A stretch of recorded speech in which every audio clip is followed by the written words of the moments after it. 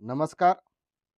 महाराष्ट्रातील सर्व रेल्वेची प्रिपरेशन करणाऱ्या भावी रेल्वे कर्मचाऱ्यांचे निर्धार कॉम्पिटेटिव्ह हब या यूट्यूब चॅनलमध्ये मी दिनेश गवई हार्दिक स्वागत करतो. आपण प्रिवियस इयर क्वेश्चन्सची सिरीज चालू केलेली आहे आणि त्यामधलं आजचं आपलं 5वं लेक्चर आहे. या 5व्या व्हिडिओमध्ये आपण 11 फेब्रुवारी 2021चा शिफ्ट 2चे सर्व जी केचे प्रश्न बघणार आहोत आणि हे जी केचे प्रश्न सर्व आपण मराठीमध्ये चालू केलेले आहेत. तर आजचा पहिला प्रश्न बघणार आहोत. बघा की भारतीय संविधानाच्या रिकाम जागाच्या अन्वये केंद्र सरकारला वार्षिक वित्तीय अहवाल किंवा विवरण सादर करावे लागते. पहिला ऑप्शन आहे अनुच्छेद 112, दुसरा ऑप्शन आहे अनुच्छेद 110, तिसरा ऑप्शन आहे अनुच्छेद 113, चौथा ऑप्शन आहे अनुच्छेद 111. तर भारतीय संविधानाच्या अनुच्छेद 112च्या अन्वये केंद्र सरकारला वार्षिक वित्तीय अहवाल किंवा विवरण सादर करावे लागते. पुढचा प्रश्न बघा, खालीलपैकी कोणते मेमरीचे सर्वात मोठे एकक आहे?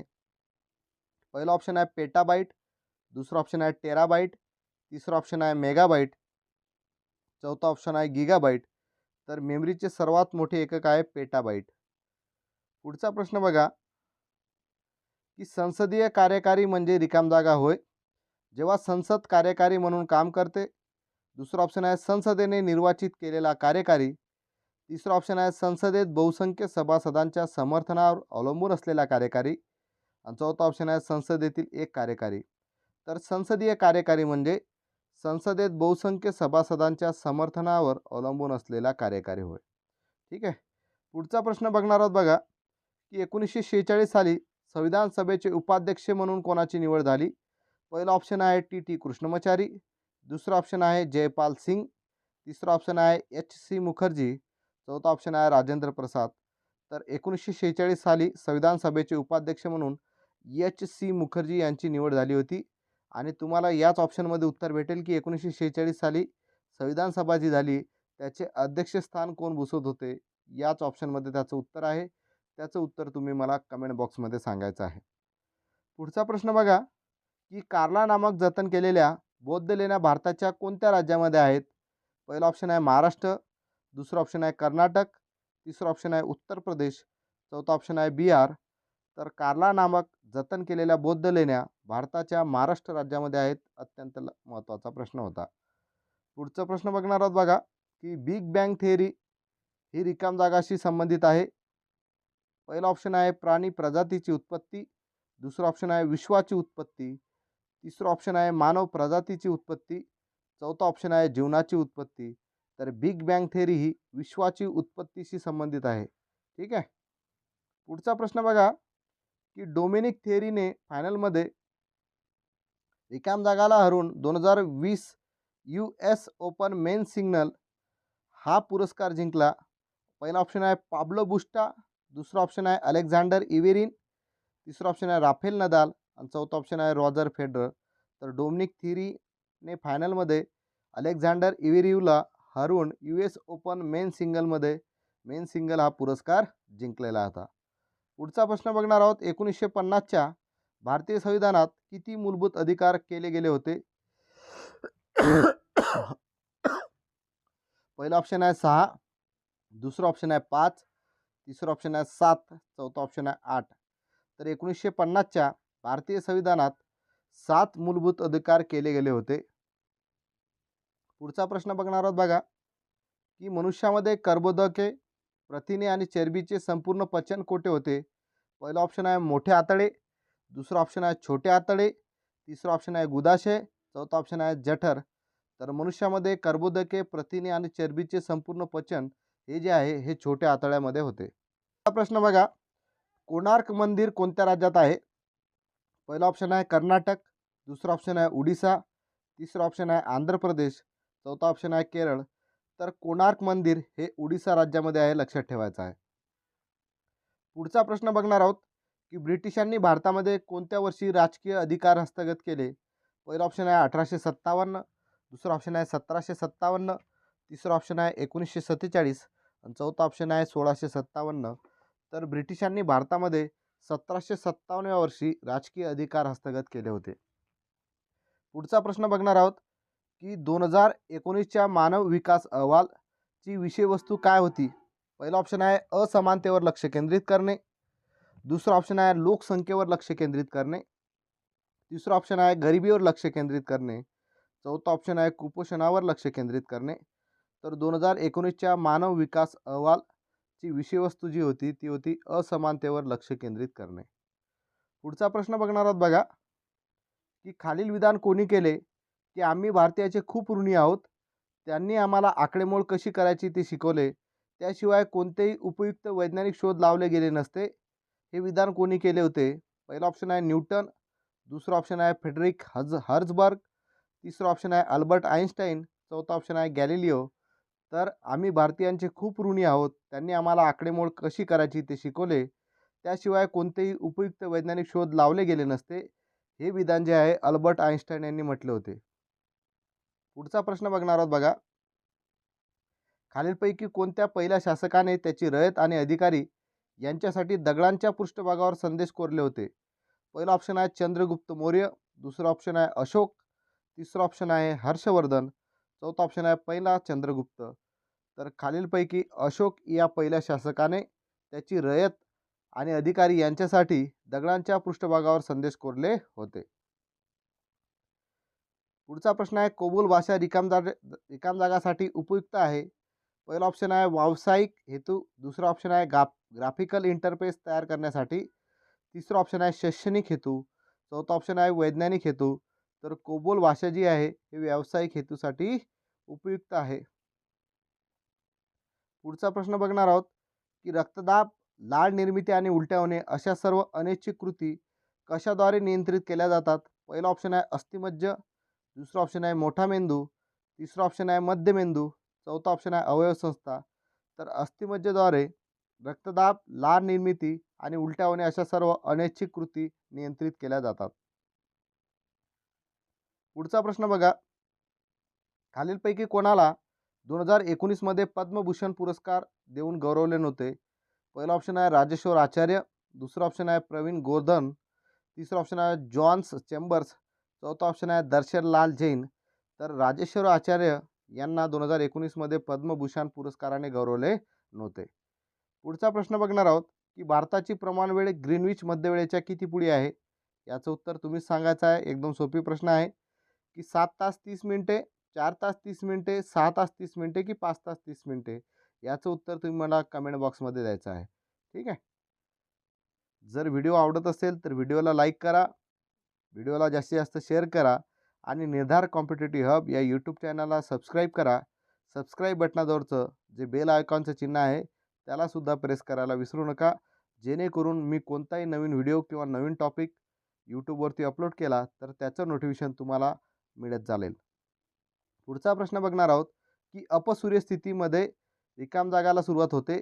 पहिला ऑप्शन आहे जानेवारीमध्ये, दुसरा ऑप्शन आहे जुलै, तिसरा ऑप्शन आहे जून आणि चौथा ऑप्शन आहे डिसेंबर. तर अपसूर्य स्थिती ही जुलैमध्ये सुरुवातीला होते. जुलैमध्ये अपसूर्य स्थितीची सुरुवात होते. पुढचा प्रश्न बघणार आहोत, की भारताच्या कोणत्या केंद्रीय अर्थसंकल्पाच्या वेळी प्रधानमंत्री किसान सन्मान योजना जी आहे, किसान सन्मान निधी हा उपक्रम जाहीर करण्यात आला होता. तर याचं ऑप्शन आहे पहिलं 2019-2020, दुसरं ऑप्शन आहे 2018-2019, तिसरं ऑप्शन आहे 2017-2018, चौथा ऑप्शन आहे 2015-2016. तर भारताच्या 2019-2020 या केंद्रीय अर्थसंकल्पाच्या वेळी प्रधानमंत्री किसान सन्मान निधी हा उपक्रम जाहीर करण्यात आला होता. पुढचा प्रश्न बघणार आहोत बघा, पुढीलपैकी कशाला सुवर्णतंतू म्हटले जाते? पहिला ऑप्शन आहे कापूस, दुसरा ऑप्शन आहे मका, तिसरा ऑप्शन आहे ताग, चौथा ऑप्शन आहे बाजरी. तर तागला सुवर्णतंतू असे म्हटले जाते. पुढचा प्रश्न बघणार आहोत, मुस्लिम लीगच्या मागणीचे परीक्षण करण्यासाठी आणि स्वतंत्र भारतासाठी योग्य राजकीय आराखडा सुचवण्यासाठी ब्रिटिश कॅबिनेट मिशन भारतात केव्हा आले? पहिला ऑप्शन आहे जानेवारी 1946, दुसरा ऑप्शन आहे मे 1946, तिसरा ऑप्शन आहे मार्च 1946 आणि चौथा ऑप्शन आहे ऑगस्ट 1946. तर मुस्लिम लीगच्या मागणीचे परीक्षण करण्यासाठी आणि स्वतंत्र भारतासाठी योग्य राजकीय आराखडा सुचवण्यासाठी ब्रिटिश कॅबिनेट मिशन भारतात मार्च 1946 मध्ये आले होते. पुढचा प्रश्न बघणार आहोत बघा, ऑक्टोबर 2020 पर्यंतच्या माहितीनुसार खालीलपैकी कोणती कंपनी महारत्न कंपनी म्हणून वर्गीकृत करण्यात आलेली नाही? पहिला ऑप्शन आहे ONGC, दुसरा ऑप्शन आहे भेल, तिसरा ऑप्शन आहे NHPC, चौथा ऑप्शन आहे IOCL. तर ऑक्टोबर 2020 पर्यंतच्या माहितीनुसार NHPC ही कंपनी जी आहे महारत्न कंपनी म्हणून वर्गीकृत करण्यात आलेली नाही. पुढचा प्रश्न बघणार आहोत. संयुक्त राष्ट्राने मानवाधिकारांची सार्वभौम घोषणा हे ऐतिहासिक दस्तऐवज केव्हा स्वीकारले होते? पहिला ऑप्शन आहे 1 जानेवारी 1948, दुसरा ऑप्शन आहे 10 डिसेंबर 1948, तिसरा ऑप्शन आहे 31 डिसेंबर 1945, चौथा ऑप्शन आहे 1 डिसेंबर 1948.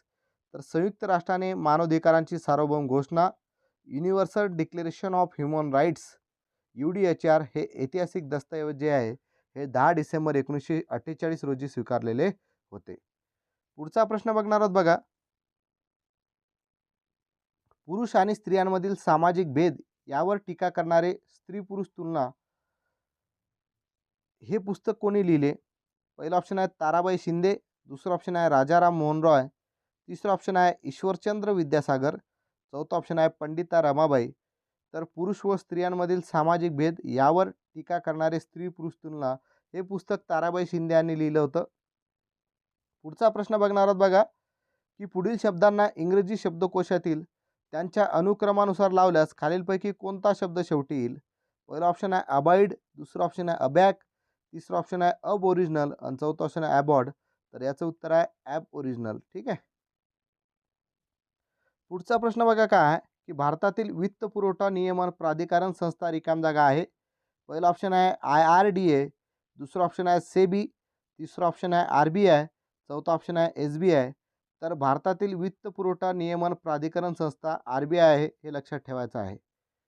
पुढचा प्रश्न बघणार आहोत बघा की ब्रिटिश भारतामध्ये प्रांतीय विधानसभेची पहिली निवडणूक केव्हा आयोजित केली गेली होती? पहिला ऑप्शन आहे 1935, दुसरा ऑप्शन आहे 1937, तिसरा ऑप्शन आहे बघा 1938 आणि चौथा ऑप्शन आहे आपलं 1936. तर ब्रिटिश भारतामध्ये प्रांतीय विधानसभेची पहिली निवडणूक 1937 मध्ये आयोजित करण्यात आलेली होती. पुढचा प्रश्न बघणार आहोत बघा की ब्रिटिश भारतामध्ये प्रांतीय विधानसभेची पहिली निवडणूक कुठे आयोजित केली गेली होती? पहिला ऑप्शन आहे ट्रिप्सिन, दुसरा ऑप्शन आहे हेलिकेज, तिसरा ऑप्शन आहे पेप्सिन आणि चौथा ऑप्शन आहे लॅक्टेज. तर ब्रिटिश भारतामध्ये प्रांतीय विधानसभेची पहिली निवडणूक पेप्सिन येथे आयोजित केली गेली होती. पुढचा प्रश्न बघणार आहोत की भारतातील संघटित क्षेत्रातील सर्वात मोठी समायोजन संस्था कोणती आहे? पहिला ऑप्शन आहे SBI, दुसरा ऑप्शन आहे TCS, तिसरा ऑप्शन आहे भारतीय सेना आणि चौथा ऑप्शन आहे भारतीय रेल्वे. तर भारतातील संघटित क्षेत्रातील सर्वात मोठी सेवायोजन संस्था ही भारतीय रेल्वे आहे आणि मला गर्व आहे की मी भारतीय रेल्वेमध्ये काम करत आहे, भारतीय रेल्वेमध्ये सर्व्हिस करत आहे. तुम्हाला माहीत असेल रेल्वे जी आहे भारताला वित्त पुरवठा करणारी सर्वात मोठी संस्था आहे, कारण सर्वात जास्त प्रॉफिट भारताला केंद्र सरकारला भारतीय रेल्वेकडून येते. ठीक आहे. पुढचा प्रश्न बघणार आहोत की रत्नावली कोणी लिहिली? पहिला ऑप्शन आहे हर्ष, दुसरा ऑप्शन आहे सूरदास, तिसरा ऑप्शन आहे कालिदास आणि चौथा ऑप्शन आहे प्रेमचंद. तर रत्नावली हर्ष यांनी लिहिली होती. पुढचा प्रश्न बघा. सोनार तंत्राचा उपयोग रिकाम जागा काढण्यासाठी केला जातो. पहिला ऑप्शन आहे हवाई अंतर, दुसरा ऑप्शन आहे जमीन पृष्ठभागावर अंतर, तिसरा ऑप्शन आहे पर्वताची उंची, चौथा ऑप्शन आहे समुद्राची खोली. तर सोनार तंत्राचा उपयोग जो आहे समुद्राची खोली काढण्यासाठी केला जातो. पुढचा प्रश्न बघा की गॅल्वनायझिंग ऑर्गॅनिक बाय ॲग्रो रिसोर्सेस धन योजना कधी सुरू केली?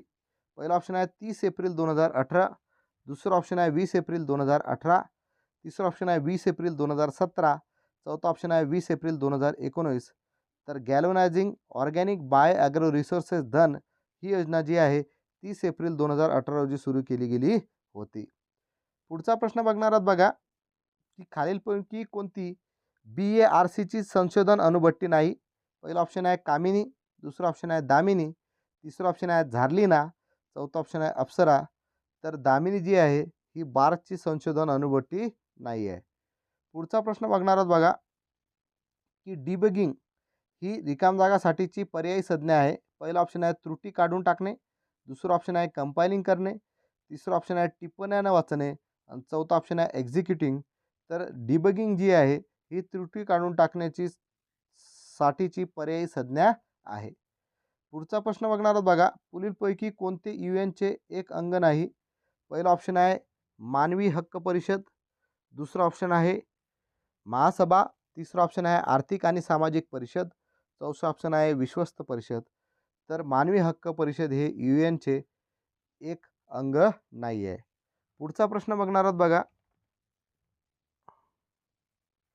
2019 मध्ये खालीलपैकी कोणत्या राज्यामध्ये 5 उपमुख्यमंत्र्यांची नियुक्ती करण्यात आली होती? पहिला ऑप्शन आहे तेलंगणा, दुसरा ऑप्शन आहे आंध्र प्रदेश, तिसरा ऑप्शन आहे तामिळनाडू आणि चौथा ऑप्शन आहे कर्नाटक. तर 2019 मध्ये आंध्र प्रदेश राज्यामध्ये 5 उपमुख्यमंत्र्यांची नियुक्ती करण्यात आली होती. पुढचा प्रश्न बघणार आहोत बघा, की जवळील आणि दूरच्या वस्तूंवर लक्ष केंद्रित करण्याची डोळ्याची आकलन क्षमता वयोमानानुसार कमी होते, या स्थितीला काय म्हणतात?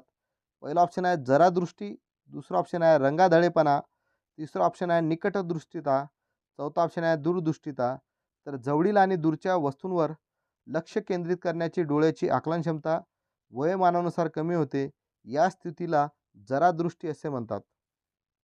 पुढचा प्रश्न बघणार आहोत बघा, की इंदिरा गांधी अणुसंशोधन केंद्र कुठे आहे? पहिला ऑप्शन आहे मुंबई, दुसरा ऑप्शन आहे कोलकाता, तिसरा ऑप्शन आहे इंदूर, चौथा ऑप्शन आहे कल्पक्कम. तर इंदिरा गांधी अणुसंशोधन केंद्र जे आहे हे कल्पक्कम येथे आहे. ठीक आहे.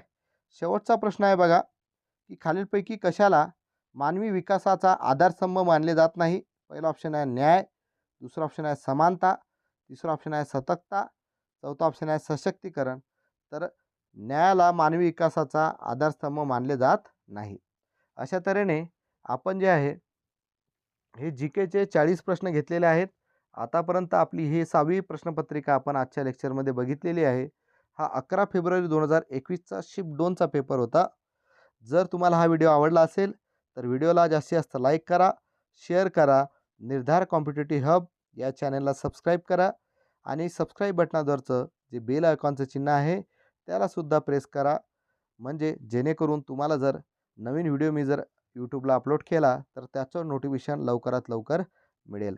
आजच्या व्हिडिओमध्ये इथंच थांबूया. धन्यवाद.